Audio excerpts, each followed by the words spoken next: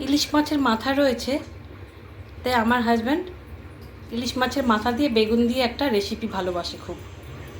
এটা আমার মা করতো, মা বলতো এটা বেগুন ঘাটা। মাথাটা আগে ছেড়ে নিচ্ছি।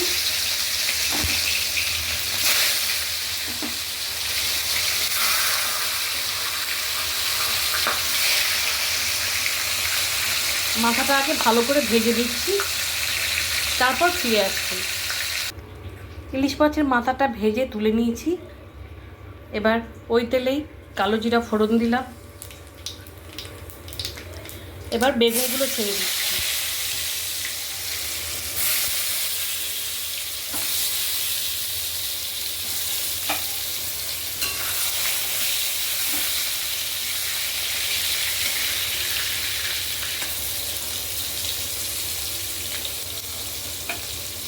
আর বেগুনগুলো সুন্দর করে ভাজা ভাজা হোক, ঢাকা দিয়ে দেবো, তাতেই সেদ্ধও হয়ে যাবে, ভাজাও হয়ে যাবে। একটু হোক, তারপরে আমি ফিরে আসছি। ফিরে এলাম 10 মিনিট পর। ঢাকাটা তুলে দেখি,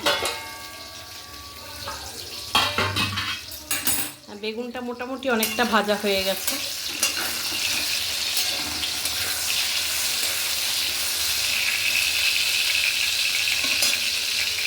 এবার আমি একটা মশলা করে রেখেছি, নুন, হলুদ, কাঁচা লঙ্কা, জিরে গুঁড়ো আর সামান্য চিনি আর একটু আদা বাটা।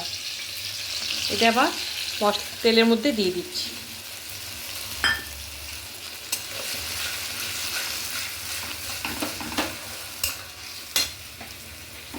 এর মাছের মাথাটাও দিয়ে দিচ্ছি।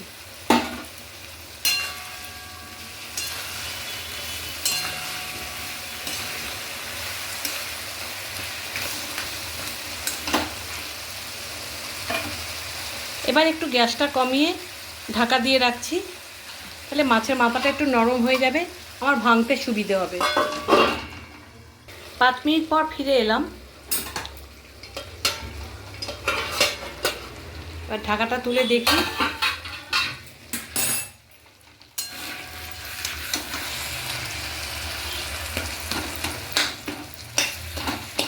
দেখেছো মাথাগুলো অনেক নরম হয়ে গেছে।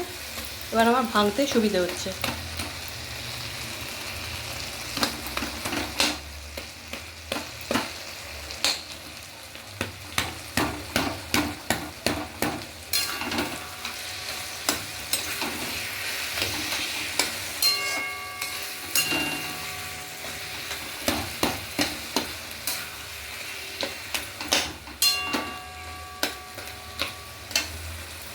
এবার আরেকটু টেনে গেলেই একটু গরম মশলা দিয়ে নামিয়ে নেব। এবার একটু গরম মশলা দিয়ে দিলাম।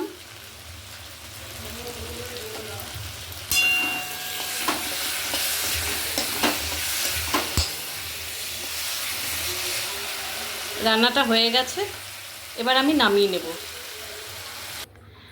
রান্নাটা আমার হয়ে গেছে, আমার কাছে আজকে নেই তাই দিলাম না। যদি আপনাদের কাছে গন্ধরাজ লেবুর পাতা থাকে, ওপরে একটু পেতে রাখবেন, দারুণ সুন্দর লাগে গন্ধটা।